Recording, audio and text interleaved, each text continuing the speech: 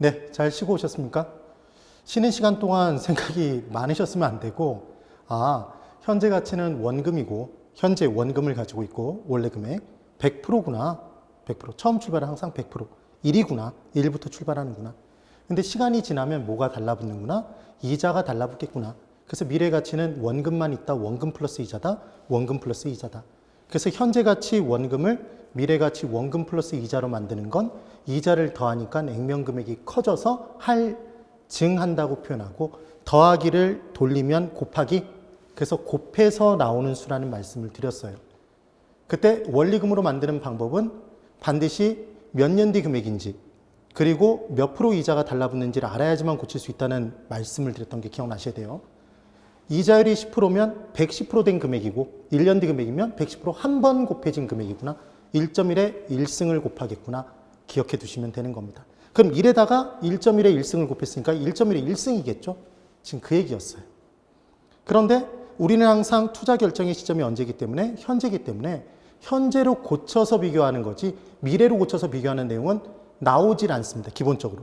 그런데 처음 출발이 이자를 더해서 미래 가치로 간 것부터 알아야지만 되돌아오는 걸 구할 수 있기 때문에 우리가 할증의 개념을 공부하는 거예요. 되셨죠? 그러면 이제 현재 9,091만 원이 있습니다. 아까 봤던 금액이죠. 그때 얘가 현재 가치래요. 현재 9,091만 원이 있어요. 얘를 이자율 10%로 1년 뒤 금액을 만들어 보랍니다. 그럼 1년 뒤 금액은 현재 가치인가요? 미래 가치인가요? 그렇죠. 왜 미래 가치죠? 1년 뒤니까. 현재를 기준으로 하루 뒤, 그리고 1년 뒤, 몇 달 뒤 이렇게 나오면 걔는 다 미래 가치가 되겠죠. 미래 가치로 고치랍니다. 그러면 우리는 이제 이자율 10% 알았으니까 이 미래 가치는 현재 금액 원금 100%에 이 금액이 얼마가 되든지 간에 이게 100% 금액이라는 얘기죠. 이 100%에 110% 해주면 되잖아요. 미래 가치로 고치기 위해서는. 110% 몇 번? 한 번을 만들어주면 되는 거죠. 그럼 1.1에 얼마를? 110% 한 번이니까 1.1에 1승을 곱해주는 거죠. 그래서 얼마가 나오는 거다? 얘가 1억이 나오겠죠. 되셨나요? 그러니까 반대로 1년 뒤 미래가치 1억이다 이렇게 주면, 1년 뒤 1억이라고 주면 이자율과 1년 뒤 금액이라는 걸 줬으니까 얘는 몇 프로 된 금액이다? 110% 곱해진 금액이라는 얘기잖아요. 110% 한 번이. 그럼 110% 한 번으로 나눠주면 9,091만 원으로 할인된다. 지금 그 얘기입니다. 이 관계를 정확히 이해하시라는 얘기예요. 이것만 뽑아낼 수 있으면 문제는 다 푼 거죠. 그래서 지금 1억은 어떻게 나왔냐면 9,091만 원에 곱하기 1.1에 몇 승을? 1승을 곱해서 1억이 나왔다. 지금 그 얘기입니다. 그래서 할인율 10%로 1년 뒤 미래가치 1년 뒤 1억을 현재 가치로 고치는 방법은 1.1에 1승으로 나눠주면 된다. 지금 그 얘기예요. 다시 한번. 1년 뒤 금액 미래가치는 원금 플러스 이자입니다. 그럼 그 원금 플러스 이자에서 이자를 빼면 원금만 남겠네요. 이게 뭐로 고치는 거다? 현재 가치로 고치는 것. 즉 할인하는 거다. 그럼 할인은 이자를 빼는 건데 이자 빼는 것에 땡땡을 붙이면 나누기 하는 거네요. 나누는 겁니다. 1.1에 1승으로. 지금 그 얘기입니다. 그럼 이제 현재 가치가 1억일 때 이게 원금이죠. 얘 1이죠. 100% 1. 그때 1년 뒤 금액 1억이랍니다. 이 둘을 이제 비교해보면 얘는 미래 가치고 원금 플러스 이자인 거죠. 그래서 이자율 10%다, 10%가 달라붙었다 그러면 얘는 현재 금액 얼마인지 모르겠는데 그 현재 금액에 뭘 곱한 거다? 1.1에 지금 이자율이 10%니까 1.1 곱한 거죠. 몇 번을? 한 번을 곱한 금액이 1억이라는 얘기잖아요, 지금. 그럼 얘를 이렇게 나왔으니까 양변을 1.1에 1승으로 나누면 우리는 이 X, 현재 가치로 할인할 수 있다? 되셨나요? 그러니까 지금 복잡한 내용 같지만 이걸 아실 필요 없이 무조건 미래 가치가 주어졌다면 이 미래 가치를 몇 년 뒤 금액이고 이자율이 얼마인지만 알면 10%인 순간 110%한 번으로 나눠주면 된다는 얘기고 1.1에 1승으로. 얘가 5% 이자율이라면 1.05, 105% 된 금액이니까 1.05에 1승으로 나눠주면 된다는 얘기죠. 이게 할인하는 방법이에요. 참 쉽죠, 사실은. 근데 이 개념을 잘 이해를 못 하세요. 꼭 정확히 정리를 해두셔야 됩니다. 그래서 X는 9,091만 원이 나왔다. 지금 그 얘기인 거예요. 그래서 액면 금액으로 현재 가치 1억과 1년 뒤 1억을 비교했을 때 우리는 반드시 뭘 선택해야 된다?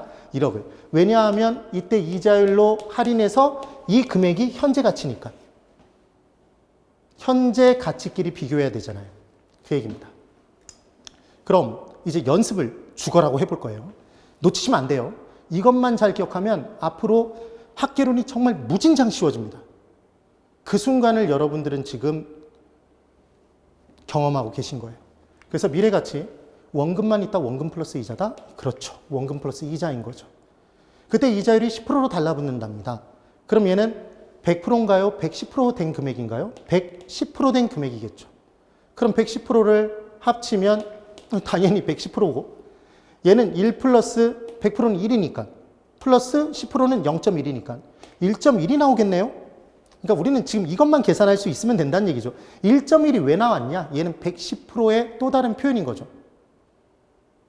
맞나요? 그러면 이제 1년 뒤 금액이라고 얘기를 하면 얘는 몇 승?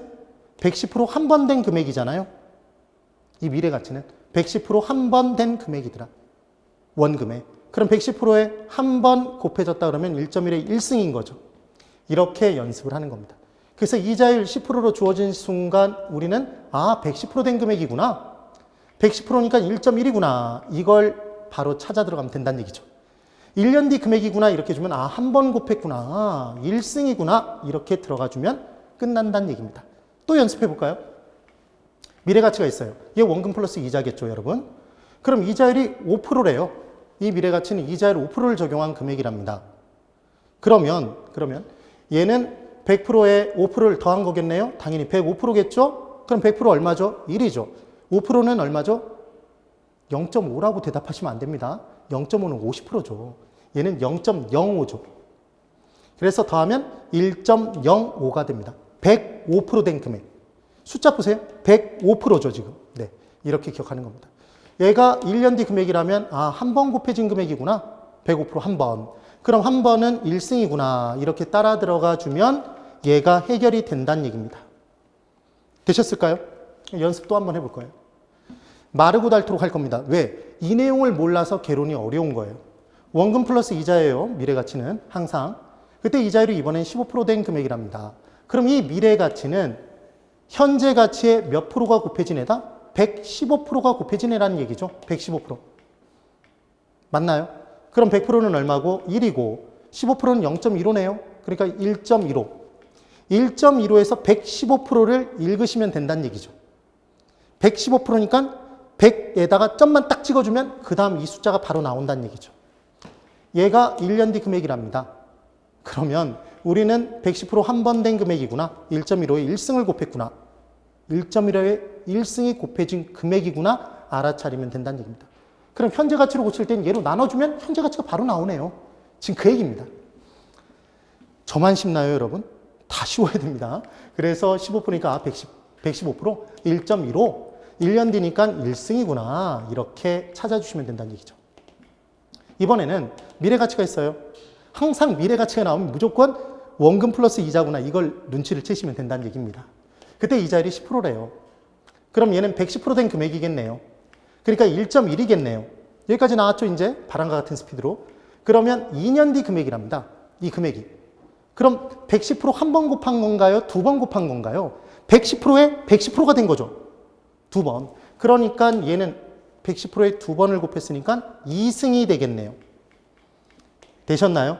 그러니까 n년 뒤가 이 승수로 올라가면 된다는 걸 눈치를 채시면 된다는 얘기죠. 그래서 미래가치 1억을 줬는데 이자율 10% 2년 뒤 금액이라고 주면 얘를 바람과 같은 스피드로 우리는 할인할 수 있다. 현재 가치로 할인 되돌아갈 수 있죠. 110% 1.1의 2승으로 나눠주면 바로 나오는 거죠. 그럼 1.1의 2승은 1.1 곱하기 1.1은 1.21. 이 숫자 정도는 기억을 하셔야 됩니다. 그러면 이제 1억이 있어요. 3년 뒤 금액이랍니다. 3년 뒤 금액. 미래가치인가요, 여러분? 3년 뒤니까. 할인율 10%를 적용한대요. 그럼 얘를 딱 보자마자 이 1억 자체가 현재 가치 얼마인지 모르겠지만 우린 얘를 구해야 돼요. 그 현재 가치에 몇 프로 된 금액이구나? 110%를 곱한 금액이구나. 몇 번? 3번. 그러니까 우리는 뭐로 나누면 된다? 110%에 3번 계산된 금액이니까 1.1에 3승으로 나눠주면 바로 현재 가치가 튀어나온다는 얘기죠. 그럼 1.1 곱하기 1.1 곱하기 1.1은 1.331이에요. 그래서 1억을 1.331로 나누면 7,513만 1,480원이 나옵니다. 되셨죠? 그러니까 3년 뒤 1억을 선택할래, 현재 1억을 선택할래 그러면 3년 뒤 1억을 선택하면 정말 말도 안 되는 겁니다. 이만큼의 차이가 나는 거예요. 무려 2,500만 원 정도의 차이가 나는 거죠. 현재 가치 1억과 비교했을 때 정리가 딱 되시면 됩니다. 그러면 이제 미래가치 또다시 연습해 볼 거예요. 원금 플러스 이자였죠. 이자율 10%예요. 그러면 얘는 110% 된 금액이죠. 바로 해볼까요? 110%? 그럼 얘는 1.1에 지금 1.1이 곱해진 거죠? 할인할 수 있나요? 지금 상태에서? 못하죠. 왜 못하죠? 몇 년 뒤인지 몇 번 곱해진 금액인지를 안 줬잖아요. 그러니까 얘가 3년 뒤 금액이라고 주면 얘는 110% 몇 번 곱한 애다? 이 미래가치가? 이 원금 플러스 이자가 110%에 3번을 곱해서 나온 금액이란 얘기죠. 그럼 3번은 3승? 이렇게 들어가 주시면 간단히 구할 수 있다는 얘기입니다. 그래서 얘로 나눠주면 바로 원금만 남겠죠. 이게 할인하는 방법인 겁니다. 아주 그냥 죽어라고 보고 있죠. 원금 플러스 이자가 있어요. 미래가치는 원금 플러스 이자, 원리금이니까. 이자율이 7%랍니다. 그러면 7%라고 줬다고 어려워하지 마시고 우린 답을 알죠 이미? 안 해봐도 알죠? 이 금액을 얼마로 나누면 되죠? 이 금액이 107% 곱한 금액이니까 107%로 나누면 되네요. 107을 적어놓고 자 보세요. 107이죠. 1.07인 거죠. 되셨나요? 그래서 107%, 107%, 1.07 이렇게 나온 거예요. 5년 뒤 금액이래요, 얘가. 그럼 얘는 몇 번 곱한 거네요? 107%에 5번을 곱한 금액이잖아요. 1.07에 몇 번? 5승이 곱해져서 얘가 나온 거니까 1.07에 5승으로 나눠주면 현재 가치가 나온다는 얘기죠. 하실 수 있겠어요? 이게 죽어라고 문제를 내고 있는 부분인 거예요.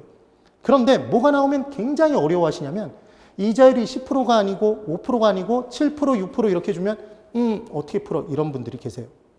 그리고 2년 뒤면 웬만큼 푸는데 1년 뒤면 얼만큼 푼대 웬만큼 5년 뒤, 10년 뒤가 나오면 아예 계산할 엄두를 못 내시는 거예요. 되셨나요? 그래서 얘가 왜 107이죠? 7%니까. 현재 100%에 7%가 달라붙으면 107%죠? 1.07이죠? 점만 찍으면 된다고 말씀드렸어요. 5년 뒤니까 5번 5승인 거죠. 정말 쉽습니다. 그러면 이제 이 부분까지 받고 분수의 성격을 하나 설명드릴 거예요. 분수의 성격. 지금 어디까지 본 거냐면 91페이지에 박스까지 봤네요. 그래서 그 박스 밑에 괄호 4번 분수의 성격을 볼 겁니다. 별걸 다 줘. 자, 이제 분수의 성격을 보세요. 우리가 공부했던 분수의 성격은 뭐였죠, 여러분? 분수와 분모는 반비례 관계다. 분수와 분자는 비례 관계다. 기억나시나요? 그래서 비례 관계인 건 분자로 올리고 반비례 관계인 건 분모로 내렸었다. 이게 허프의 확률 모델에서 봤던 내용이었죠. 기억이 되셔야 됩니다. 그리고 분수로 크기 비교할 때는 얼마를 놓고 1을 기준으로 크기를 비교한다고 얘기했었는데 그 내용의 복습입니다. 그래서 분수의 성격. 분수는 짝대기 짝 긋고 위에 분자, 밑에 분모예요. 알고 싶은 게 분자라고 얘기했습니다. 그래서 원료 지수는 원료가 분자였죠. 맞나요? 변이 계수는 변한다 이상하게 위험이 분자였죠. 그렇죠? 그런 내용들이 기억나시면 돼요. 그래서 얘가 1보다 크다면 뭐가 더 큰 거죠? 분자가 큰 거죠, 여러분. 그래서 분자가 분모보다 큰 수인 거예요. 그럼 얘가 1과 같게 나왔다면 분모 분자의 크기가 똑같은 거죠? 4라면 4겠죠. 지금 그 얘기입니다. 그래서 분자가 분모와 같습니다. 크기가. 이때 분모와 분자를 나눴더니 분모분의 분자를 했더니 이 수치가 1보다 작게 나왔대요. 그럼 뭐가 더 큰 거죠? 분모가 더 큰 거죠. 그래서 분자가 분모보다 작습니다. 이 개념을 이해를 해놔야 돼요. 당연한 거죠. 그럼 또 하나 분수의 성격의 이 내용을 역으로 볼 거예요. 분수는 분모분의 분자인데 분자가 만약에 분모보다 크다면 지금 분자가 더 크대요. 아까 그 내용이죠. 분자가 분모보다 크다면 얘는 1보다 큰가요? 1보다 큰 수죠. 그래서 1보다 큰 수, 만약에 2는 1보다 크죠? 2를 곱하면 원래 값보다 커지겠네요? 아니, 지금 무슨 말씀을 드린 거냐면 원래 값이 얼마냐면 원래 값이 얘가 10이랍니다. 그럼 1보다 큰 수면 1.1이라고 한번 볼까요? 1.1도 1보다 크죠? 그럼 얘는 11이 나오죠. 그러니까 당연히 원래 금액보다 더 커지죠. 되셨어요? 그럼 당연히 1을 곱하면 원래 금액이 나오겠죠. 그럼 1보다 작은 수로 한번 곱해볼까요? 0.9는 1보다 작죠? 0.9는 1보다 작아요. 그럼 곱하면 9가 나오네요.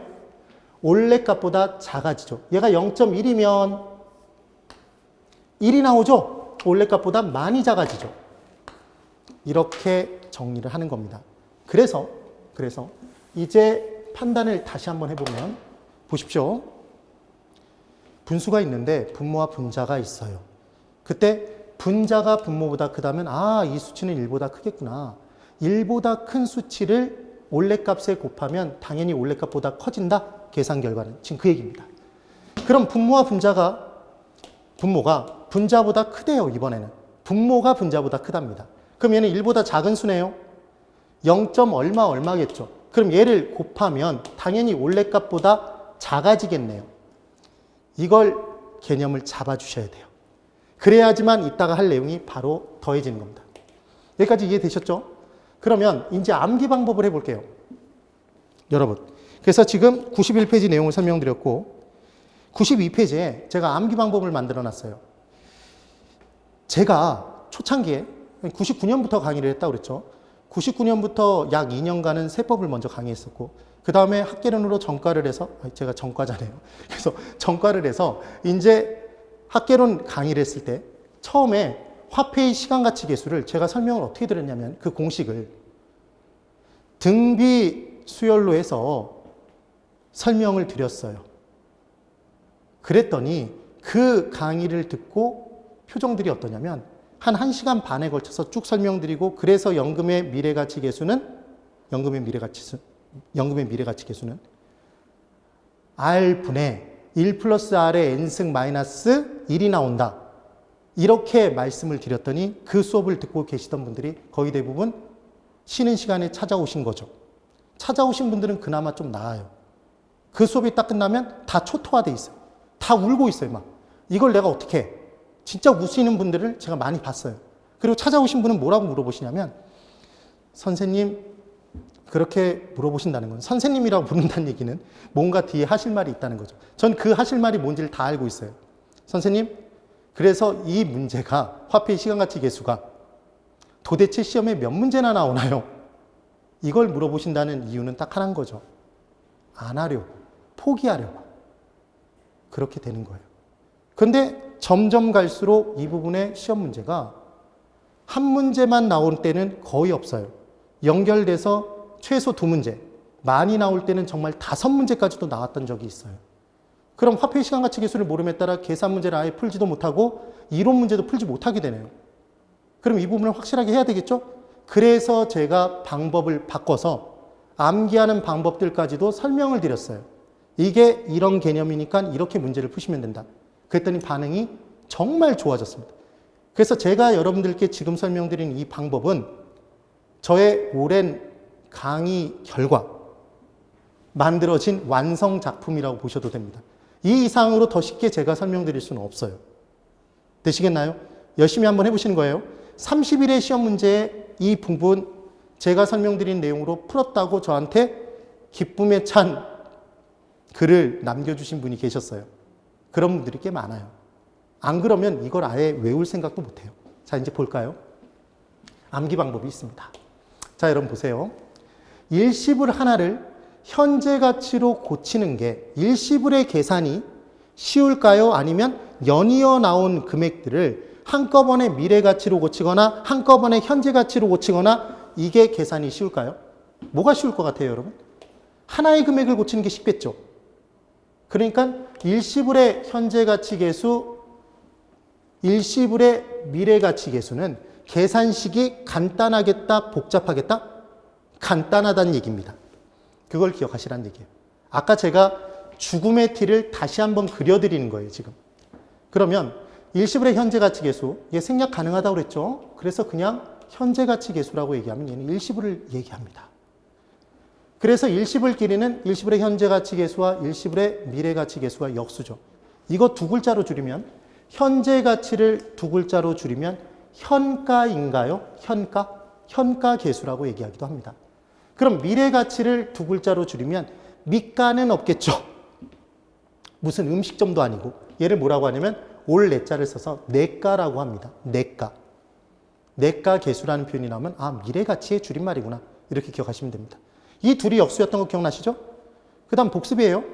이 밑에 연금과 관련된 내용은 각각 두 개씩 있었죠. 3, 3하다였으니까.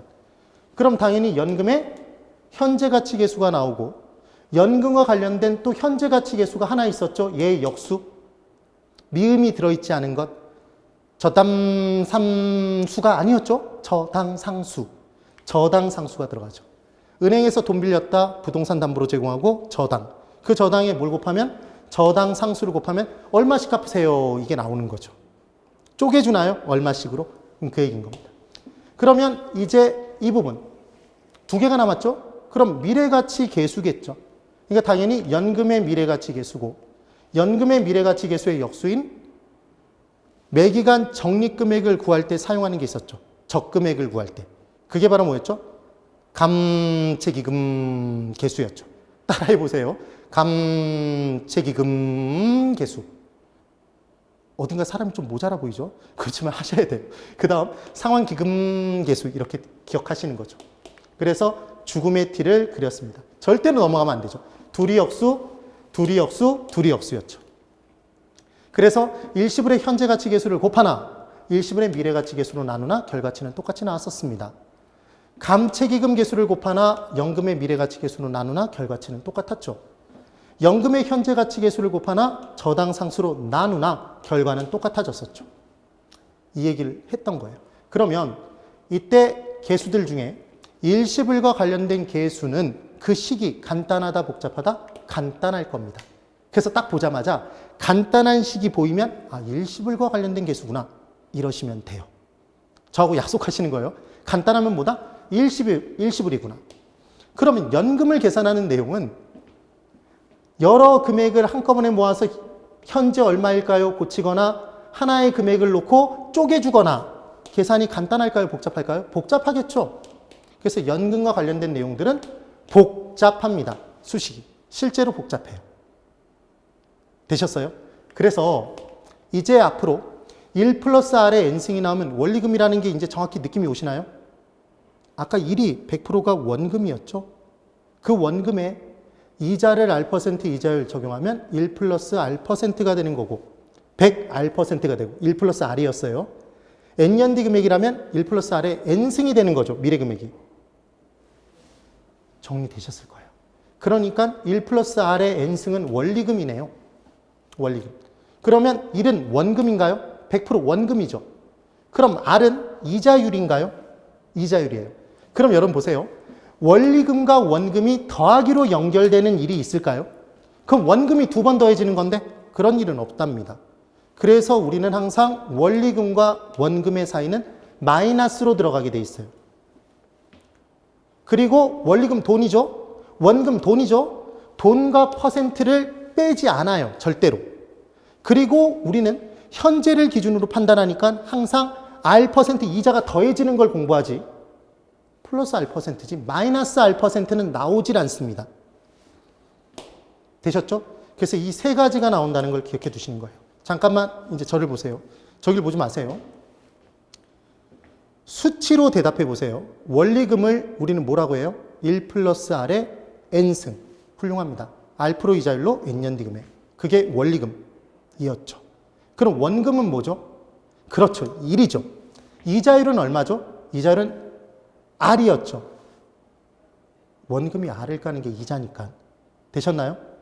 원리금과 원금을 더하면 원금이 두 번이죠. 그런 계산은 절대로 없다고 그랬죠. 그래서 원리금과 원금의 사이는 항상 빼죠. 그래서 이자가 남을 거 아니에요. 되셨어요? 그 다음 이자율과 돈들을 같이 놓고 보는 경우는 없다고 했죠.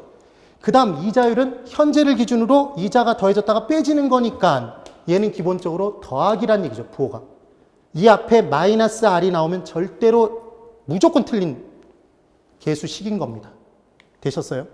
그러면 이제 화폐의 시간가치 계수를 구분하는 방법, 탐정 놀이를 해볼 거예요. 여러분 고스톱 쳐보신 분 손 들어보세요. 쳐보셨죠? 그럼 고스톱이 여러 가지 규칙들이 있잖아요. 동네별로도 다르고 그리고 막고에서 적용되는 이때 규칙도 다르고 그 규칙들을 다 외워가면서 다 치시죠. 이거 화폐의 시간가치 계수 구분하는 방법은 그 규칙들보다 훨씬 쉽습니다. 진짜로 비교도 안 돼요. 몇 번만 연습해 보시면 이거 정말 여러분들의 것이 됩니다. 자, 볼까요? 현재 가치 계수와 미래 가치 계수의 구분 방법이 있습니다. 쉬운 구분 방법이 있어요.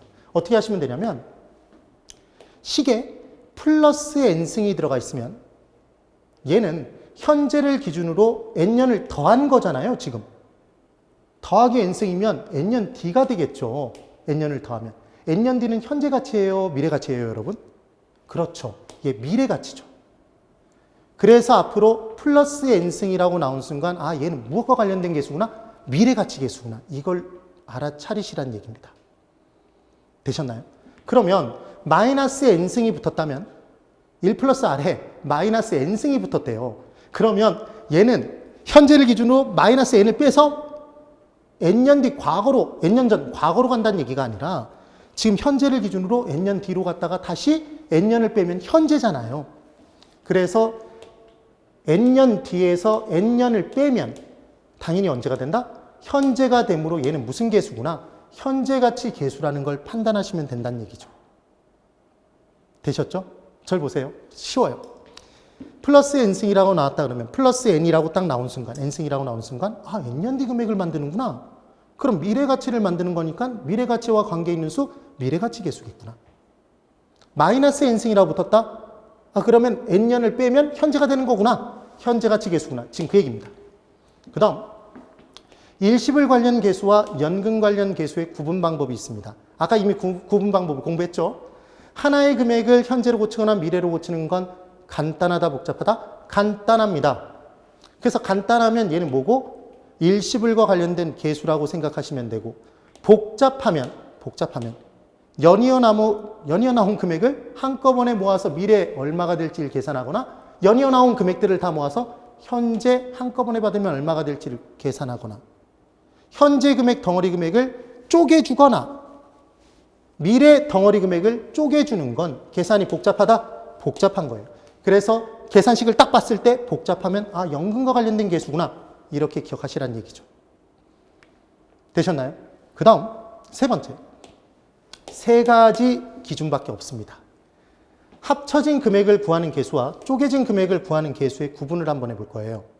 그러면 합쳐진 금액을 구하는 계수는 1보다 큰 수일까요? 작은 수일까요? 당연히 큰 수가 곱해져야 나오겠죠. 되시나요? 그러면 쪼개진 금액을 구하기 위해서는 원래 금액이 있는데 그 금액을 자 여기 보세요. 이 말씀을 드리는 거예요. 1억이 있어요. 원래 금액이 1억이랍니다. 곱하기 무언가를 곱해요. 지금 얼마인지 몰라요. 그런데 얘를 곱하고 났더니 100만 원이 나온답니다. 이렇게 계산이 됐대요. 그럼 지금 얼마인지는 몰라도 이 네모, 별표 이 부분은 1보다 큰 수가 곱해졌을까요? 얘 1보다 큰 수 2가 만약에 곱해지면 2억으로 커져버리네요. 얘 100만 원으로 줄었다는 얘기는 1억으로 나눠주면 바로 튀어나오잖아요. 0.01을 곱한 거죠. 1억의 1%가 100만 원인 거잖아요. 되셨나요? 그러면 얘 0.01은 100분의 1이죠. 분모가 큰가요? 분자가 큰가요? 분모가 큰 수여야지만 얘 1보다 작은 수가 돼서 곱해서 쪼개주겠죠. 지금 얘를 100만 원씩으로 예를 들면 이렇게 쪼개주는 거죠. 지금 그 말씀을 드리는 겁니다.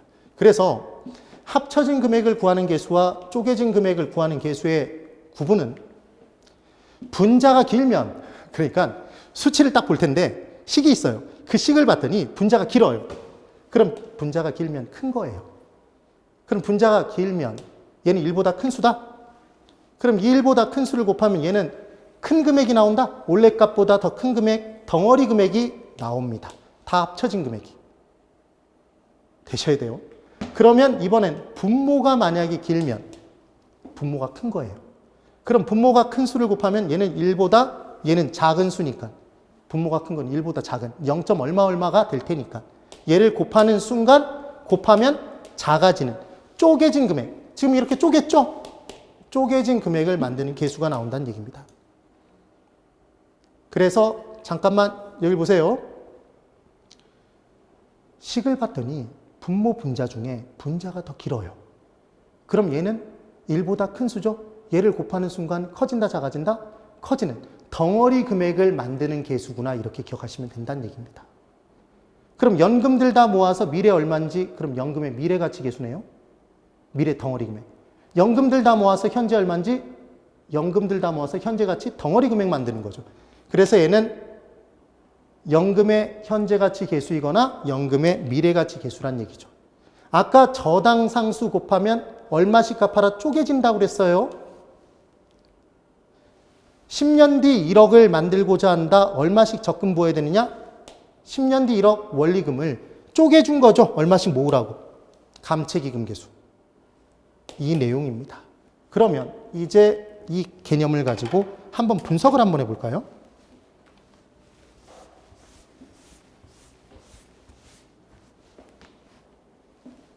자, 보세요. 식의 구성에 법칙이 있습니다. 그러면 첫 번째, 식의 구성의 법칙은 첫 번째 원칙이에요. 아까 지금 말로 설명했던 걸 이제 보여드릴 거예요. 1 플러스 R은 뭐였습니까, 여러분? 1 플러스 R의 N승은 원리금이죠? 1은 뭐였죠? 원금이죠. 이 둘은 항상 같이 다닌다고 그랬죠? 같이 다닙니다. 이 사이는 항상 뭐로 존재한다? 마이너스가 존재하죠. 함께 존재하는데 둘 사이에는 무조건 마이너스가 들어가야 돼요. 이거 둘 사이에 플러스로 연결된 식이 나오면 걔는 무조건 오류예요. 나올 수가 없습니다. 되셨죠? 그 다음 두 번째. 플러스 1 플러스 R이 나오면 그러니까 지금 1 플러스 R 앞이 플러스라면 얘는 연금과 관련된 네 가지에서 적용되는 내용이에요. 앞이 플러스면 이때 무조건 N승은 플러스 N승이어야 됩니다. 그럼 플러스 N승이 되면 얘는 N년 뒤 금액이 되니까 현재가치, 미래가치? 미래가치 계수가 된다는 얘기죠. 그래서 플러스 1 플러스 R에 플러스 N승이지 여기 마이너스로 들어가면 안 된다는 얘기입니다. 되셨죠? 그러면 이 앞이 마이너스 부호가 붙으면 1 플러스 R 원리금 부분에 마이너스가 붙어 있다면 얘는 마이너스 N승인 거예요. 그럼 이 식은 마이너스 1 플러스 R에 마이너스 N승이란 얘기죠. 지금 이 둘의 차이가 보이시나요? 플러스, 마이너스, 지금 그 얘기인 겁니다. 그 다음 세 번째. R은 이자율이에요. 아까 이자율은 비율이니까 따로 다닌다고 그랬죠. 얘는 혼자 따로 다녀요. 따로 국밥입니다. 얘는 따로 다니는 거죠. 그래서 이제 이 내용들을 가지고 따져봐야 되는데 이 R, 이자율 부분에 절대로 마이너스 붙어 있을 수 없다고 그랬어요. 얘는 항상 부호가 플러스입니다. 그럼 이제 식들을 비교해 볼게요. 네 번째, 분수의 분모와 분자로 얘들을 대입시키는 거예요. 분수의 분모와 분자로 얘들을 대입시켜주면 됩니다. 그때 잘 보세요. 이 식은 나올 수 있는 식인가요, 여러분? 이걸 판단하는 게 첫 번째 우리의 과제입니다. 1 플러스 R의 N승은 원리금, 1은 원금. 원리금과 원금은 항상 마이너스로 존재한다. 사이에 마이너스가 들어간다고 했습니다. 그리고 이 앞이 플러스인가요, 지금 부호가? 그러니까 얘 플러스 N승 맞네요. 그러니까 이 식은 있을 수 있는 식이란 얘기죠. 5예요. 그런데 1 마이너스 1 플러스 R에 마이너스 N승이래요. 그럼 얘 원금 플러스 이자죠. 사이는 마이너스, 항상 마이너스 맞죠? 그럼 여기가 마이너스니까 1 플러스 R 앞에 마이너스니까 얘는 n승인데 마이너스 n승이죠. 맞죠? 그런데 이제 보세요. 1 플러스 r의 n승은 원리금이죠. 얘는 이자율이죠. 둘 사이는 절대로 같은 선상에 있을 수 없다고 그랬죠. 원리금과 원금 같이 다니고 이자율은 왕따라고 그랬잖아요. 이게 x죠. 그럼 이 r-1 플러스 r의 마이너스 n승이라고 나오면 그럴싸해 보이지만 얘 이자율과 원리금이 같이 나와 있죠. x죠. 원금, 원리금. 원리금, 원금. 원리금, 이자. 이자율. 지금 그 얘기죠.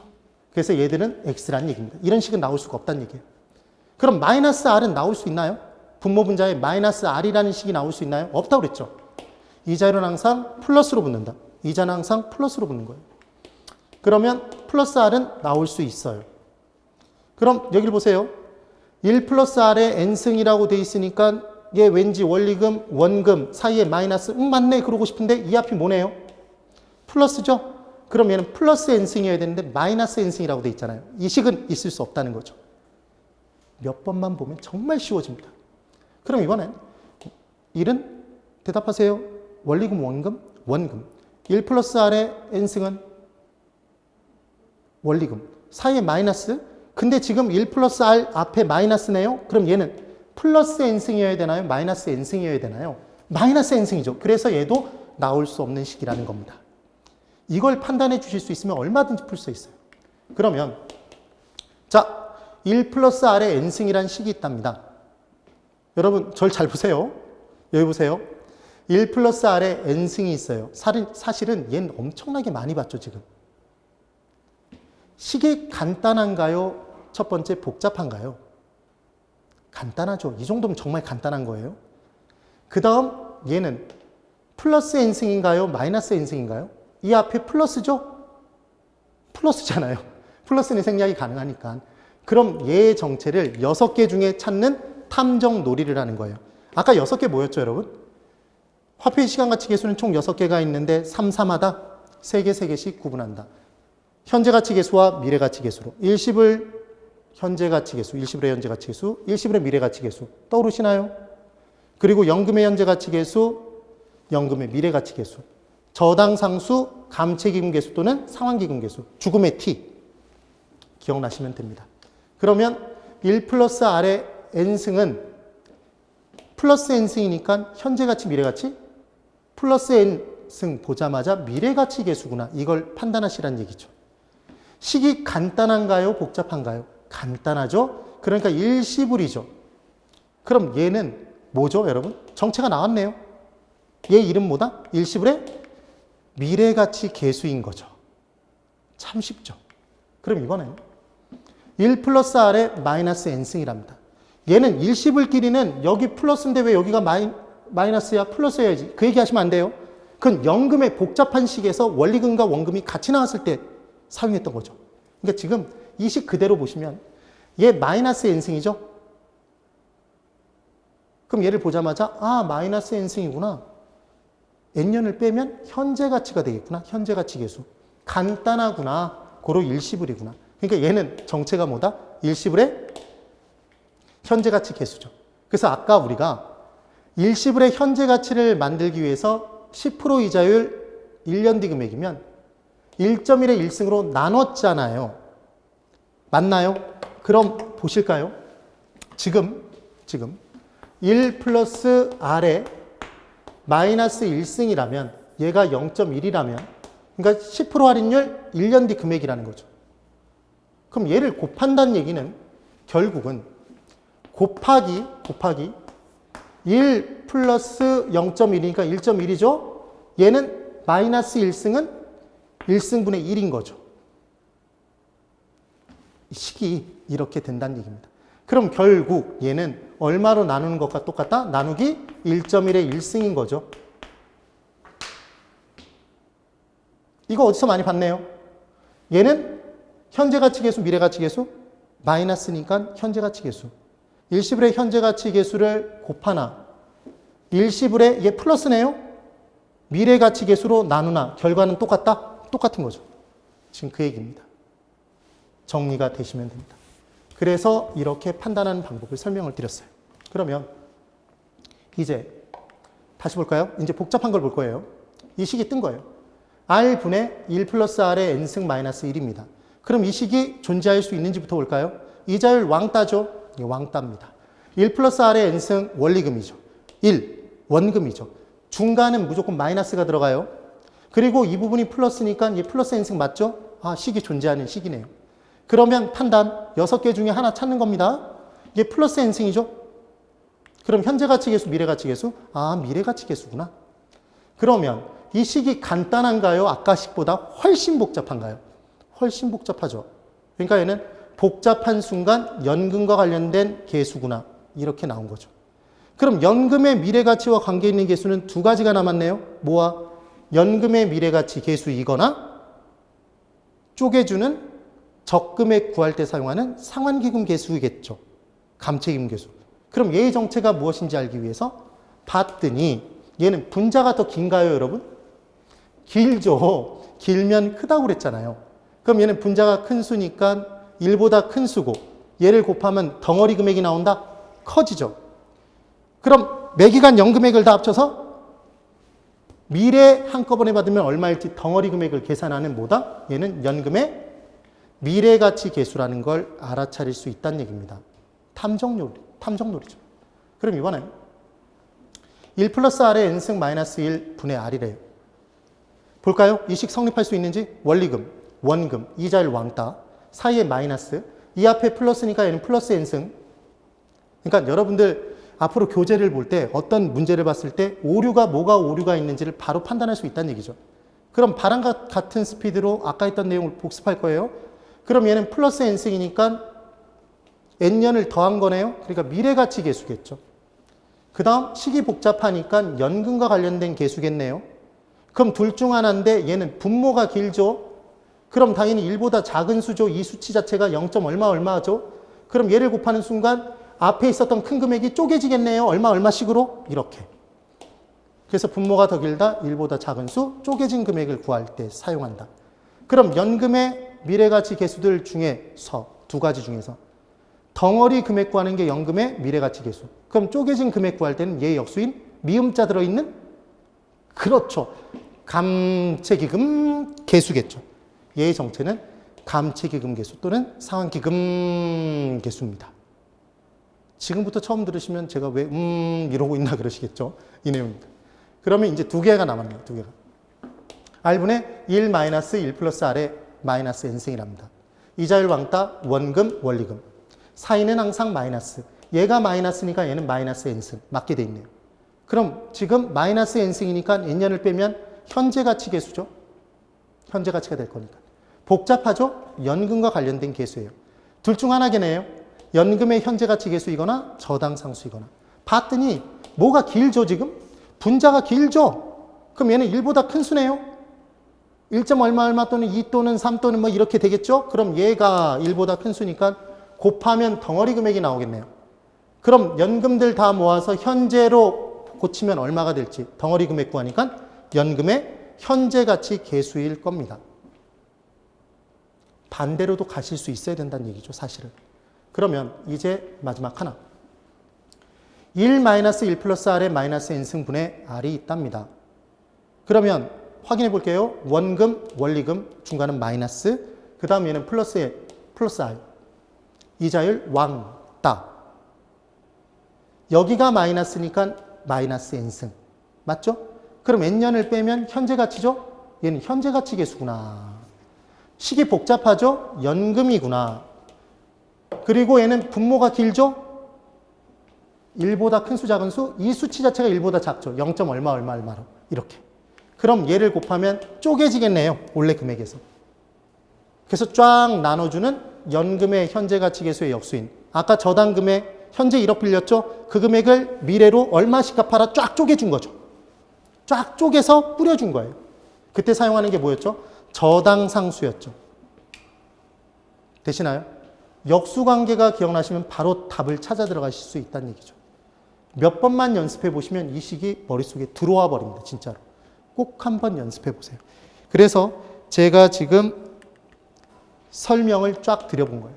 그러면 계수는 개수는 뭐의 줄임말이었죠, 여러분? 관계 있는 수의 줄임말이에요. 그럼 네모 개수는 네모와 관계 있는 수네요. 그럼 네모 개수를 곱하면 뭐가 나올까요? 이게 당연히 네모가 나와야죠. 세모 나오면 조사 들어가야 됩니다. 동그라미 개수는 동그라미와 관계 있는 수죠. 얘를 곱하면 뭐가 나오죠? 동그라미가 나오겠죠. 세모 개수를 곱하면 뭐가 나올까요? 세모가 나오겠네요. 이해가 되셔야 돼요. 자, 그럼 이제 연습이 다 끝난 거예요.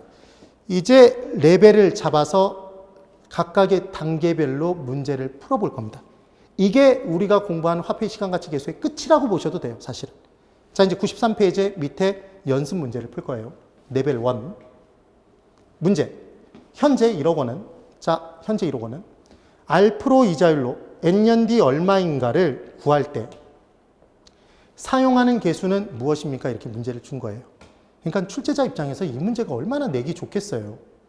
6가지의 간단하지 않은 개수가 존재하고 화폐 시간가치 개수가 그 중에 하나를 고르는 문제를 내는 거잖아요.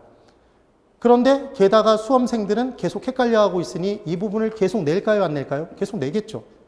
그럼 이렇게 문제가 나오면 레벨 1인데 1단계 문제인데 이걸 간단히 풀 수 있어요. 정말 간단하게. 보세요. 현재 1억 원은 R% 이자율로 N년 뒤 얼마인가를 구할 때 사용하는 개수랍니다. 우리 동그라미를 구할 때는 동그라미를 구하기 위해서 무슨 개수 사용하죠? 동그라미 개수. 그럼 일시불의 미래가치를 구할 때는 일시불의 미래가치 개수를 사용하죠. 일시불의 현재가치를 물어보면 일시불의 현재가치 개수를 사용하면 되겠죠. 지금 그 얘기입니다. 그럼 이제 판단해 볼까요? 구하고자 하는 게 지금 현재 1억 원은 한 번 나온 금액인가요? 여러 번 나온 금액인가요? 한 번 나왔죠? 일시불이죠. 그럼 이자율 R로 N년 뒤 금액을 알고 싶으니까 얘는 현재 가치인가요? 미래 가치? 미래 가치. 그러니까 구하고 싶은 게 일시불의 미래 가치죠. 그럼 무슨 개수? 일시불의 미래 가치 개수를 사용하는 거잖아요. 그래서 1억의 일시불의 미래 가치 개수를 곱하거나 또는 1억을 일시불의 현재 가치 개수로 나누면 되죠.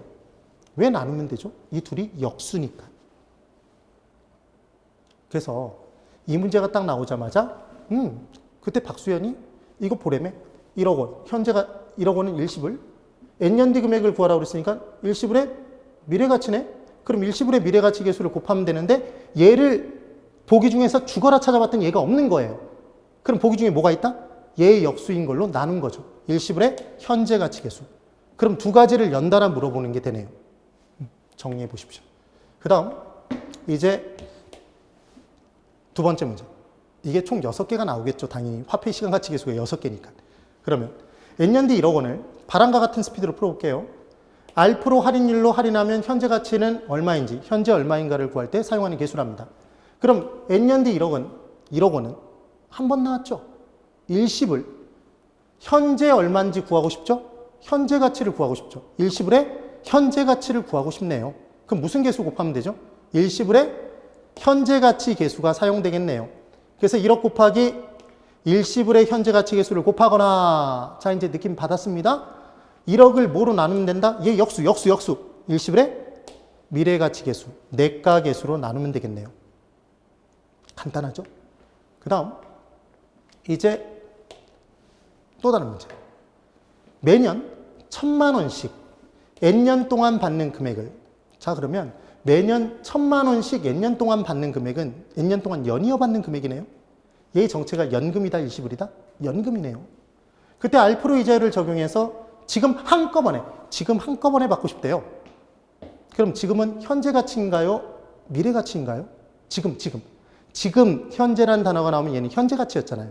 그러니까 우리가 구하고 싶은 건 이 연금들의 현재 가치가 궁금하네요. 덩어리 금액이. 그래서 연금의 현재 가치 개수를 사용하면 되겠죠. 되셨죠? 그러니까 1억에 곱하기 연금의 현재 가치 개수를 곱하거나, 얘가 보기 중에 없으면 얘의 역수인 뭐가 있다? 얘 현재 가치 개수니까 미음자 없는 애가 들어가야 되네요. 뭐다? 저당상수로 나눠주면 된다. 지금 그 얘기입니다. 그럼 이번엔 네 번째. 매년 1,000만 원씩 N년 동안 받는 금액을 R% 이자율을 적용하여 N년 뒤 한꺼번에 받을 금액을 계산하는 개수, 이렇게 나왔습니다. 그럼 문제를 풀 때 이렇게 푸는 거죠. 매년 1,000만 원씩 일시불인가요? 연금인가요? 연금이죠. N년 뒤 한꺼번에. N년 뒤 금액은 미래가치죠. 되시나요? 그러니까 연금의 미래가치를 구하고자 하는 거니까 연금의 미래가치 계수를 곱할 거 아니에요. 그래서 구하고자 하는 것이 1,000만 원씩 연금의 N년 뒤 미래가치이므로 연금의 미래가치 계수를 사용한다. 지금 그 얘기인 거죠. 이걸 이렇게 제가 설명드린 내용대로 설명하는 강사 진짜 없습니다. 이 부분을 꼭 제가 설명드린 대로 공부해 두시면 너무 쉽게 풀어요. 정말로. 1도 안 헷갈려요. 진짜로. 그래서 1,000만 원 곱하기 연금의 미래가치 계수를 곱하거나 보기 중에 얘가 없을 수 있다고 그랬죠? 뭐가 있다? 얘 역수. 역수 이제 대답해 주셔야 돼요. 감채기금 계수로 나눠주시면 되죠. 됐습니다. 그 다음 레벨 1의 5번째. 지금 화폐 시간 가치 계수 6개 하고 있는 거예요. 지금 1억 원을 빌리고 지금 1억을 빌렸대요. 5% 이자율로 10년에 걸쳐서 매년 상환할 금액을 구하고자 한답니다. 궁금하죠? 1억을 빌렸어요. 10년 동안 5% 이자율로 갚아나가면 매년 얼마씩 갚아야 될지 쪼개주는 거죠. 맞나요? 지금 1억 원의 정체가 뭐죠, 여러분? 지금 1억을 빌렸다. 대출을 받았다. 저당을 받았다. 이거 저당이죠, 저당. 저당 딱 뜨면 무조건 저당에는 뭘 곱한다? 저당 상수를 곱하는 거죠. 그럼 원리금 균등 상환액이 나오게 돼 있습니다. 100만 원씩 갚아라, 110만 원씩 갚아라 이런 식으로 나오겠죠. 그래서 1억에 저당 상수, 연이자로 5%, 이게 매년 상환하는 거니까. 10년에 걸쳐서 연마다 갚는 거니까 이걸 곱해주면 되죠. 궁금하지 않으신가요, 여러분? 이걸 어떻게 계산할 것이냐? 시간이 남아도는, 실은 시간이 남아도는 게 아니라 학자들이 이 식을 1%, 2%, 3%, 4%, 5% 이런 식으로 해서 기간을 딱 정해놓고 다 수치를 계산해 놨어요, 이미. 수치를. 그래서 그 표에서 이자율과 기간이 만나는 칸에 수치를 읽어서 곱해줘 버리면 바로 튀어나옵니다. 표가 있어요, 표가. 그 표의 수치를 우리 시험 문제, 주거 문제를 풀어라 이런 식으로 나올 수 있다는 얘기입니다. 되셨죠? 그러면 저당 상수를 곱하는 건데 주거라 찾아도 저당 상수가 없더라? 그럼 저당 상수의 역수인 뭐가 있겠다? 역수 관계까지 물어보는 거다? 그럼 저당 상수의 역수는 연금의 현재 가치 계수더라. 그걸로 나눠주시면 됩니다. 자, 이제 6번째. 10년 뒤 1억 원을 만들고자 한답니다. 그럼 다시 얘기해보면 10년 뒤 1억 원을 은행으로부터 받는 거잖아요. 은행으로부터. 그럼 내가 아무 짓도 안 했는데 은행이 갑자기 10년 뒤에 1억을 주나요? 아니죠. 내가 부어나간, 현재부터 부어나간 돈들을 원금들에 플러스 이자를 합쳐서 이 금액을 주는 거잖아요. 되시겠죠? 그래서 10년 뒤 1억은 정체가 되돌려받는 기금, 상환기금이죠. 그럼 이자율 5%로 매년 적립할 금액을 계산하랍니다. 10년 뒤 1억을 쫙 쪼개주는 거예요, 지금. 쪼개주는 거예요. 그래서 상환기금에 곱하는 건 상환기금 계수를 곱하겠죠. 또는 얘를 감채기금 계수라고도 하더라. 여기 잘 보세요. 10년 뒤 1억 원은 10년에 걸쳐서 적립한 원금과 이자를 합쳐서 돌려받는 기금, 상환기금이므로 상환기금 계수를 곱하여 매년 적립할 금액을 사용한다. 그래서 헷갈리시면 갚아나갈 금액을 구할 때는 저당 상수, 매년 갚아나갈 금액. 매년 적립할 금액을 구할 때는 감채기금 계수, 상환기금 계수구나 이렇게 기억하시면 됩니다. 왜 5%죠? 연 이자율이 5%니까.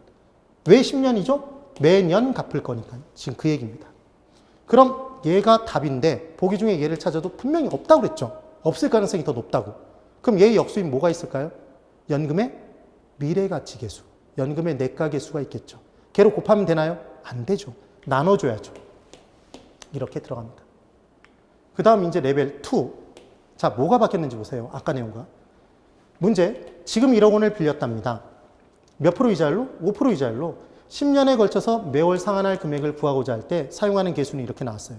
그럼 똑같아요, 여러분. 자, 보세요. 제가 어떻게 푸나? 지금 1억을 빌렸죠? 저당이죠?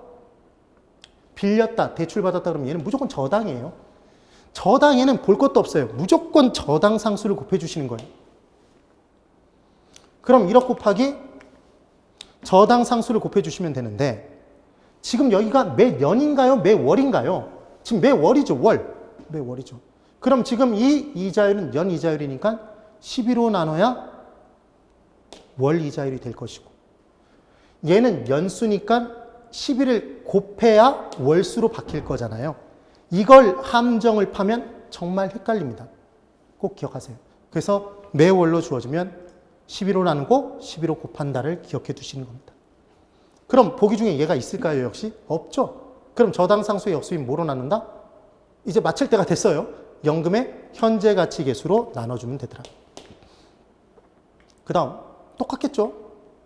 10년 뒤 1억 원을 만들고자 한다. 저는 이 문제를 풀 때 바람과 같은 스피드로 이렇게 푼다는 거죠. 적립할 금액을 계산한다. 이 부분에서 답을 찾을 수도 있지만 10년 뒤 1억 원을 만들고자 한다. 내가 부어나간 원금의 이자를 더해서 되돌려받고 싶다. 얘 상환기금이죠. 상환기금 계수를 곱하면 되겠네요. 그런데 주의하실 건 얘 매월이네요. 12 나누고 12 곱해준다. 지금 그 얘기인 거죠. 얘가 없죠. 분명히. 뭐가 있을 것이다? 얘 역수인 연금의 미래가치 계수가 존재하게 돼 있답니다. 되셨을 거예요. 그래서 레벨 2에 자, 이 부분의 내용이 있는데 이게 약간 조금 생각을 해봐야 될 문제예요. 그래서 10분을 역시 쉬고 지금 무려 제가 화폐 시간 가치 계수를 기초입문반에서 3교시에 걸쳐서 3시간은 아니지만 3교시에 걸쳐서 설명을 드리고 있어요. 중요할까요? 중요하지 않을까요? 중요합니다. 그리고 이게 여러분들의 개론을 좌우하기 때문에 제가 이 부분을 이렇게 설명드리고 있는 거예요. 정말 오늘 꼭 잡아버려야 된다. 그리고 이분과 관련된 문제가 나오면 진짜 바람과 같은 스피드로 너무 쉽게 풀 수 있어야 돼요. 그럼 나중에 뭐 순형가법이니 수익성 지수법이니 온갖 문제가 나와도 다 풀 수 있어요. 정보가치 문제 너무 쉬워요. 너무 쉬워. 나중에 감정평가론 공부할 때도 쉬워집니다. 10분 쉬고 레벨 2의 문제를 풀어보시겠습니다. 10분 쉬고 도망가시면 안 되고 다시 꼭 돌아오세요. 네, 화이팅입니다.